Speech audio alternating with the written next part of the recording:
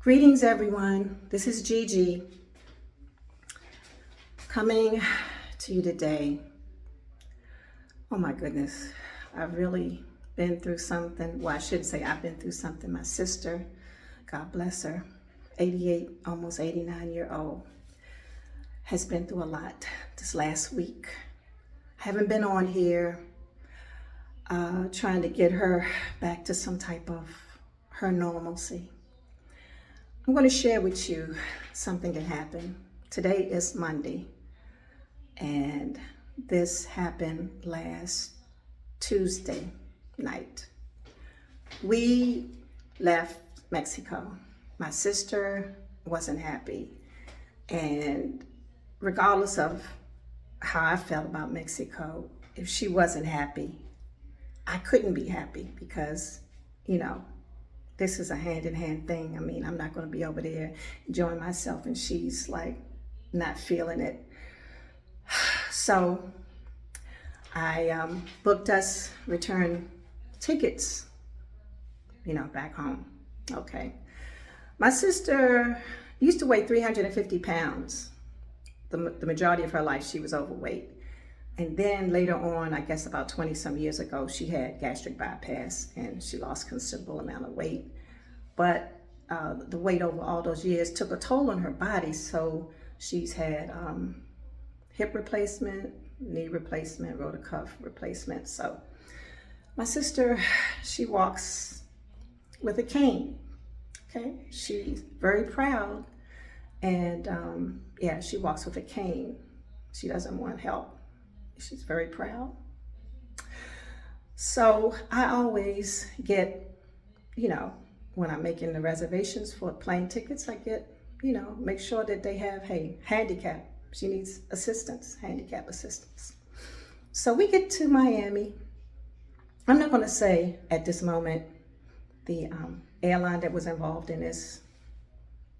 I don't even know what to call it, but we get to Miami and we're greeted by the assistant, the person that was, going to help her maneuver her around the airport. He was great. He was from Brazil. Boa tarde.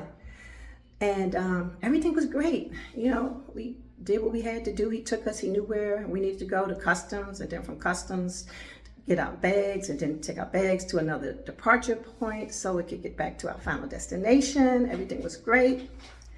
And then when he took us to our gate, he said, look, I have my next assignment I have to do. Someone will be along shortly to assist you. And we said, okay, sure, thank you. So my sister, she's sitting there and I'm observing what's going on because, by this time they had like really heavy rains in Florida. And so a lot of flights were delayed. In fact, we were delayed in landing because there was no gate for our plane to land into. So, it was a lot going on, several delays. I didn't always know why it was a delay. I guess we just assumed it was the weather. Maybe it could have been something else. But, bottom line was we were delayed. We were supposed to arrive back home at 12. We didn't get home till I guess it was about almost 2 o'clock in the morning.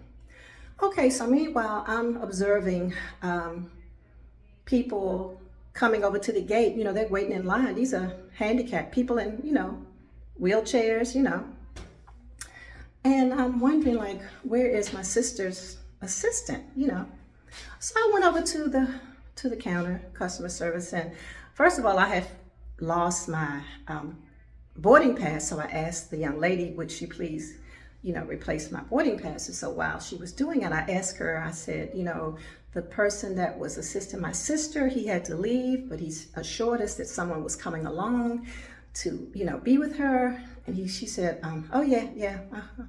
I don't know if she said they're coming, but she just like, yeah, okay, yeah, right.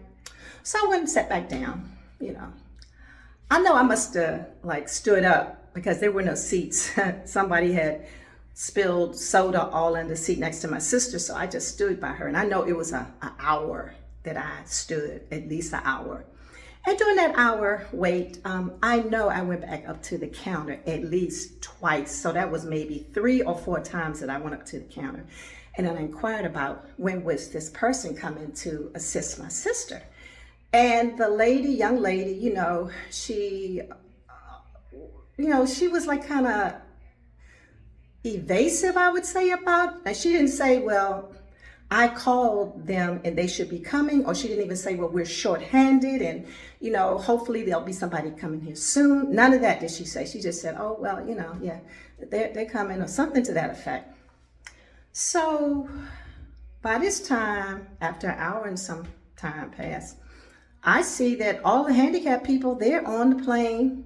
Now they're boarding, regular passengers, So I went up there and I asked the lady, I said, may I have your name, please? I said, because I've worked in customer service for 25 years. And I said, something just doesn't seem right, because, my sister's supposed to have assistance. She's supposed to be able to get on that plane, earlier. And so then the guy who was taking the boarding passes, he says, oh no, just because you're handicapped and you're getting handicapped assistance does not mean that you're able to board before the regular passengers.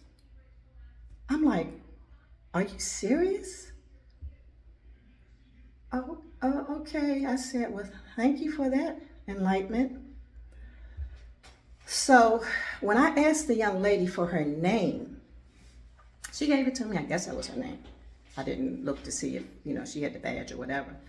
I went and sat back down. Not even 10 minutes later, 2 personnel come, and they don't have a wheelchair, but they have some type of a chair, special chair. And they put my sister in the chair, and they said, okay, we're going on a plane, blah, blah, blah.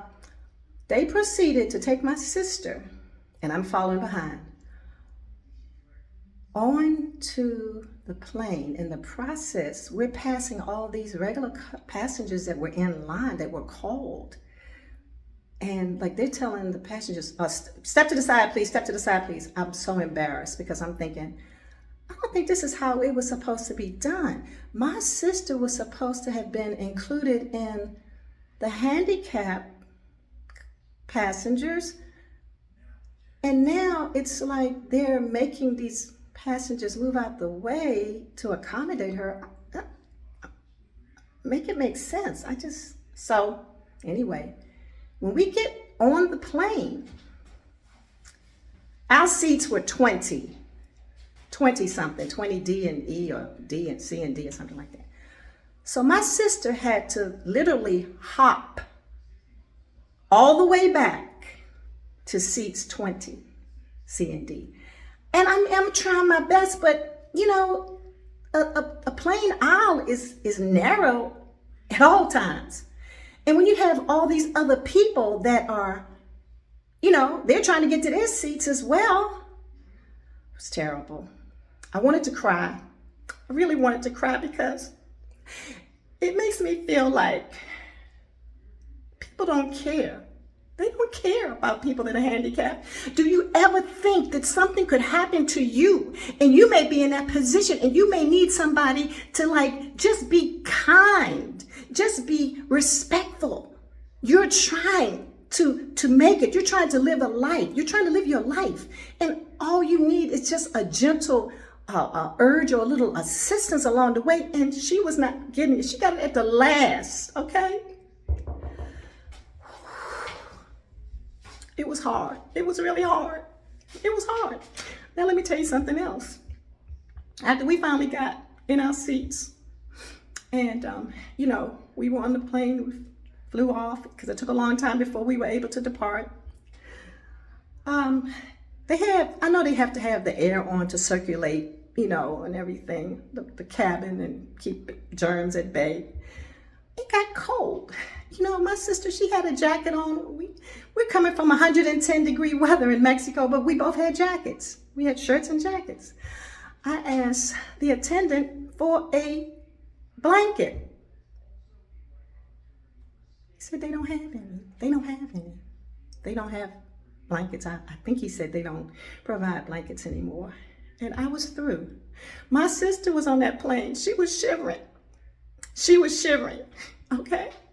And I was so afraid that something was gonna happen. Her health was already compromised, and I just thought that, things were just gonna progressively get worse. But thank God, after a couple of days, being back home.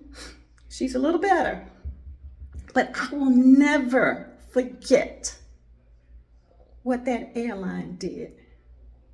It was like they dehumanized my sister. It was so unfair and so disrespectful.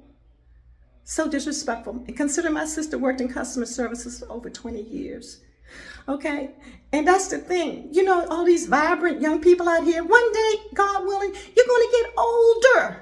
And you may need somebody to look at you and come to your assistance. Don't think it's always going to be, you're going to be this, you're going to be that. You never know what's going to happen.